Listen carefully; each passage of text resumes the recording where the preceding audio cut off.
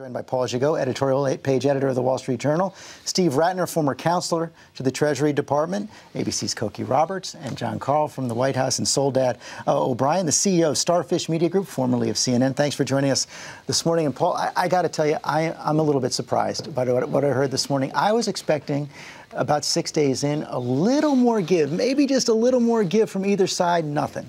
Well, I think the speaker is being honest when he says he doesn't want a default. I don't think he wanted a shutdown either. He got a shutdown. We got a shutdown. Why? Because he's caught between the president's refusal to negotiate at all and his part of his party base, which looks at that and says, well, why should we then negotiate? So he is caught in the middle, and I think what you saw there was a negotiating position, but a firm one. And I think that the president... It's a negotiating position now 6 days in and closing in fast on the default. He's playing with fire, but so is the president. Right. I mean, as you said, the presidents in the past have negotiated. There have been 53 debt limit increases since 1978, and 27 of those were not clean. They were not just raise the debt limit. They included reforms, often important budget reforms. That's what the speaker wants. If the president refuses to negotiate, he may think, boy, this is great. The Republicans are going to get the blame. But if we go over that edge, he will too. But Cokie, the president's not moving. At least at the moment, he's not. At the moment, neither side is moving, and that's where we are. And the American people think that they're a bunch of kids playing in a sandbox, and neither side is covering itself with glory. I must say, this whole business of, we won't negotiate with a gun to your head. Actually, I'd prefer to negotiate with a gun to my head rather than have somebody shoot me. And I think that that's where they could end up if they don't sit down and talk. And so both sides really do need to do so. Now, I've got to believe that there is something in back pockets, even if there's nobody in a back room. Well, there's something in a back pocket. I want to bring everybody in on that, but Karl, let me. You're at the White House every single day. From the reporting I've done on both sides, I don't think there is a back pocket here. No, there isn't. And look, the White House view on this is that they can get complete and total victory on this. That the Republicans have frankly misbehaved. They have mishandled the politics. Look, what is the great Republican accomplishment so far? They've managed to pay 800,000 federal workers for not working. The White House believes that they can have basically demand unconditional surrender on the part of the Republicans, and politically they will win. The danger here, George, though, is that at the end of the day, if the consequences are as great as the White House says, if this really could put us into a recession as bad as 2008, then at the end of the day, Republicans may take the political blame in the short term, but it's the president's economy. Let me get Steve Rattner on this. Steve, you've worked inside this administration in the Treasury Department, also spent many years on Wall Street. One of the things that's also surprised me is that Wall Street, at least not yet, just doesn't believe we're going to default. Correct. Wall Street doesn't believe we're going to default. Wall Street doesn't believe shutdowns are that consequential economically, and so Wall Street has been relatively sanguine about it. But as you heard Senator Schumer say, if you go back to 2011, when we almost did default, ultimately got downgraded by S&P, the stock market did drop by 16% over a very short period of time. There are demonstrable examples of where business confidence, consumer spending, things like that were affected. Let me just say two things. First, one of the things I found interesting about the Boehner interview was, in the middle of it somewhere, he stopped talking about Obamacare and started talking about debts and deficit.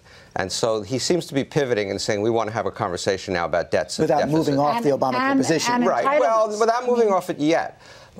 And then you heard Senator Schumer make the point I would have made, which is you can't negotiate when somebody is kidnapping your children. In other words, Obama was not going to negotiate about Obamacare.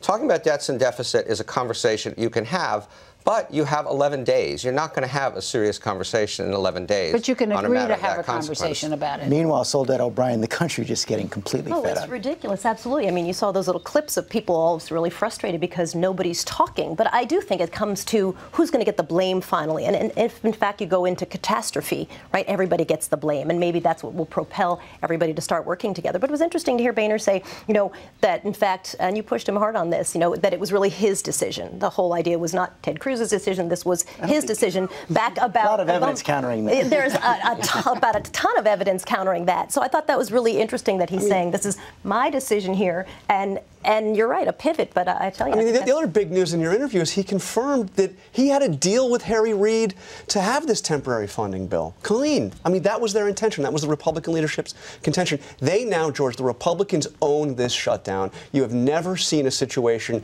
where you have a short-term stopgap spending bill that just is supposed to give more time for them to do their job and then demand major policy. If we get a default, it'll be a merger. It'll be a merger. Believe me. There is a way out here, George, and you heard, I think, think the speakers say, he mentioned Paul Ryan and Patty Murray, the budget chairman in the House and the Senate. They have been talking behind the scenes, and they have been saying basically that not a lot of negotiations, but there is a path there of regular order if the president would agree to say, look, I will talk to you about entitlements in return for the getting rid of the spending sequester on discretionary spending, which the Democrats hate because it's pushing down spending on education and women and infants and children. You say it's a way out. I'll bring this to Steve Rattner. What the White House says is there no way they're going to get into a real conversation that includes entitlements unless new revenues are on the table. And you heard the speaker right there. That's not going to be part of the conversation. You took the words out of my mouth, George. That's exactly what I was going to say, that there has to, if you're going to have a package, it has to be a package. It has to include everything. And by the way, on this issue of who's not negotiating with whom,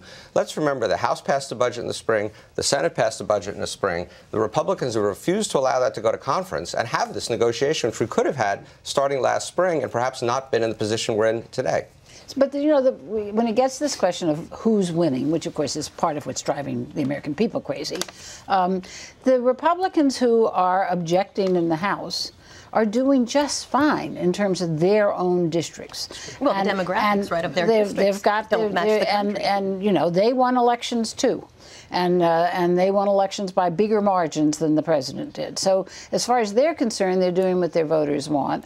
And now they're putting all these things on the floor where the Democrats are having to vote against veterans' benefits and all of that. So they feel like they're also making great ads for the fall campaign in the very few districts where there are competitive races. So, you know, from their perspective, it's not so terrible. But many of them are also saying that they feel okay about not raising the debt ceiling, right? So you're going to have a problem. I mean, who's that? Congressman Yoho, I think, from Florida, who said something like it would bring stability to the marketplace. In fact, if we defaulted on our debt, which is kind of insane. But so clearly the Republican leadership does not agree with that. And that's what I want to bring back to Paul Gigot. You heard Senator Schumer say that when big business really kicks in, that's going to force the Republicans to move. I share your skepticism. Well, I don't think big business really counts all that much for those folks. I think what counts for something is what the marginal seat Republicans will say and what could happen to them if the Republicans get the blame for an economic problem. They're the ones who could cost the House, the Republicans, their majority in the House, and that's where I think some of these people, it's Peter King, but it's also people in Wisconsin, Sean Duffy and Rhinelander. Those are swing seats. They will pay the price if Republicans lose this showdown in the public opinion. And Karl, let me press you on what might be a way out. Paul Gigot offered one possibility. You've raised the prospect of a kind of Cuban Missile Crisis style solution, and I tried to get it to Speaker Boehner a little bit, where both sides figure out a way to move off their positions, even when they're not admitting to it. Yeah, and the Cuban Missile Crisis, of course, you know, the firm position of JFK is unconditionally, those missiles must leave Cuba. And they did leave, and 6 months later, some U.S. missiles moved out of Turkey. So you need something. Look, the Republicans at this point have gotten themselves into this dark alley, into this box canyon. They need a way out. They cannot unconditionally surrender. I mean, the White House, I think that the danger for the White House is they are so convinced that they have the upper hand, and they do right now absolutely have the upper hand, that they will overplay that and force the Republicans into a self-destructive move. What is the point of that? What is the point of the White House pushing them so hard that they have to cry uncle? Is they believe that this whole brinksmanship, that the whole notion of threatening default has changed the balance of power, and it makes it so if one party in Congress, if one group in Congress can force the president to make big concessions because they're threatening to blow up the economy, you've now shifted the balance. But the White House... So they almost think that it is worth going into default. Well, their position is that it is worth going into default. Yeah. I'm not sure the White House thinks it's worth going into default. The White House's position is the Republicans have asked for A, B, C, D, E, all the way down to Z, is what they want, from the XL pipeline to some issues around abortion, obviously deficit, all this stuff. And the White House is saying, well, what's in it for us? All we want to do is keep the government running, and if you want to have a bigger deal, fine. You put some stuff on the table, we'll put some stuff on the table,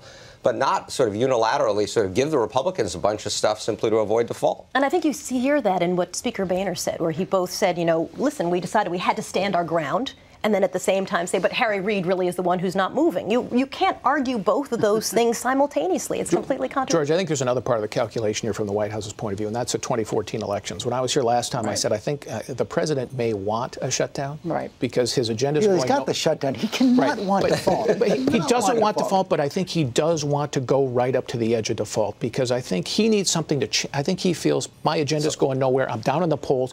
I've got to do something. What can I do? I can take back the House in 2014 and then go out in a liberal blaze. So you're saying that the president went to Ted Cruz and said, I want you to get these House Republicans to put this ridiculous demand on the table so we can shut down the government and I can win an election. This was the week that the Obamacare, the rollout, huge problems with the website, with the exchanges, and it's like a third-tier story. It's been completely overshadowed. That, certainly. No, but what I'm saying is that this just gets to how the Republicans have mishandled everything. I mean, they could be scoring points over and over again, talking about the problems with Obamacare instead. We have to take a quick break. I want to come back and get a prediction from all of you on all this.